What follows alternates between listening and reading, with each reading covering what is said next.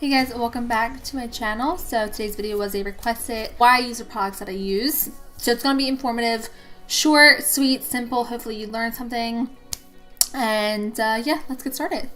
Okay, so the whole point of this video was to kind of inform you guys on what I use and why I use it. So to start with, let's start with the primers. Obviously, that's probably going to be the first thing that you do on your face.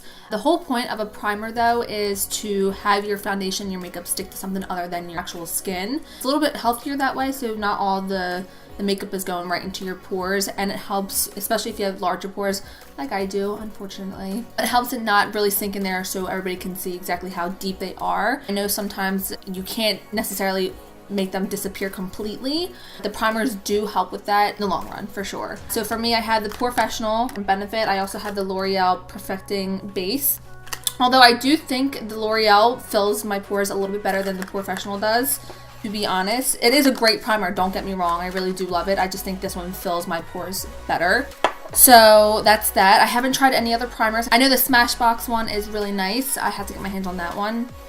And I know a bunch of different lines have different primers, so as time goes on, I'm going to try them out, test them out, see which one, the best for your money, because I know some of them can get pretty expensive. Alright, so next can be our concealers. So I have the Match Perfection from Rimmel London. I also have the Tarte Shape Tape, but the Tarte Shape Tape is only meant for really highlighting. If you want to try to conceal with that, I don't think it has that under pigment that really helps with concealing like redness and things like that. I think it's just more for brightening. So if you put it over a pimple, which I've noticed, it kind of, I feel like it might enhance it a little bit because, like I said, it does have that brightening agent in it, but I mean, it kind of covers a little bit, but I definitely think that you should stick with a concealer if you're definitely trying to conceal something, not a highlighter concealer. So yeah, I had this one in the color Fair 125. It actually is coming out a little bit yellow. I'm not sure why, because I usually get this as my concealer, and usually it has a more pinky undertone, which I am. So I'm pretty shocked that it has a yellow undertone. Maybe it was just this bad batch. I don't know. It still works for me though. I still use it, so what the heck. Again, there's other concealers out there that are much better, I'm sure. This is just cheap, easy, and works for me.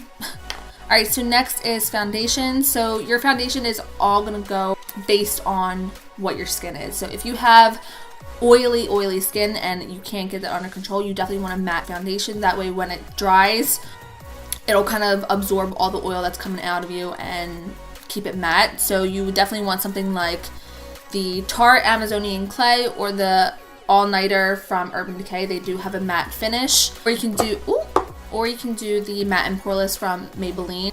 I think it has a little bit of a dewiness afterwards. It's not as dewy as, say, like the Infallible Pro Glow, but it does give a little bit leeway with it. It's definitely more matte though.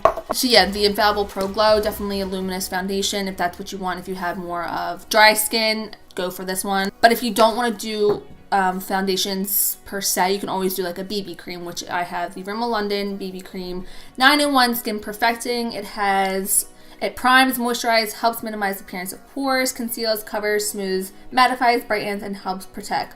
Lasts all day. It's actually pretty decent for a cheaper brand. I had the color light medium. I think there is a lighter one though. I got this during the summertime, I believe, so I was a little bit darker. And I can't wait to get back because I feel really pasty. But yeah, so you can always do that. Again, if you want a different brand, totally go for a different brand. But when you're doing your foundation, make sure you get the right color, because that's definitely going to be something frustrating if you get the wrong color, because you're going to be like, what the hell, this foundation sucks. It really doesn't. You just didn't test it out.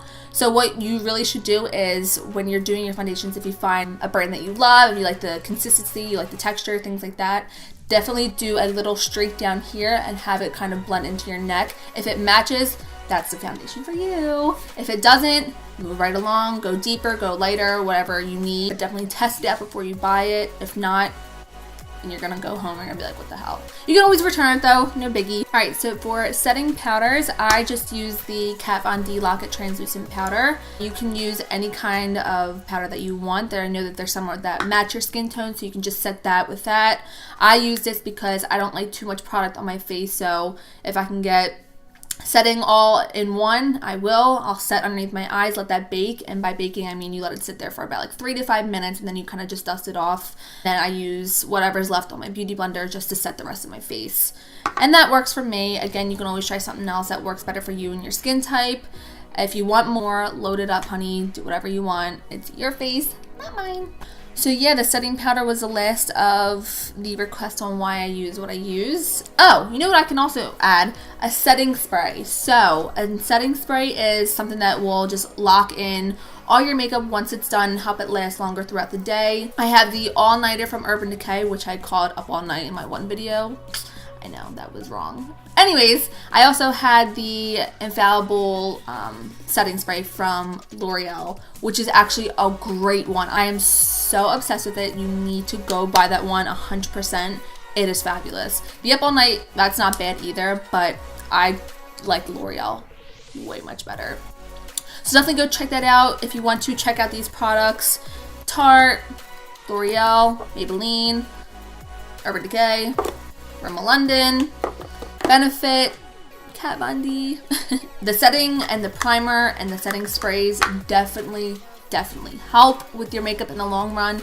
It makes it last all day. You don't want to have it like dripping down your face by like 12 p.m. when you just had your makeup on for about an hour or two.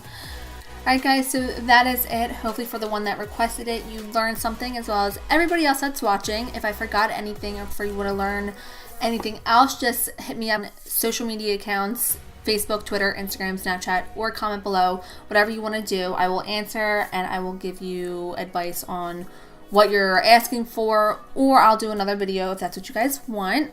But as always, I hope you enjoyed and I will see you on Friday.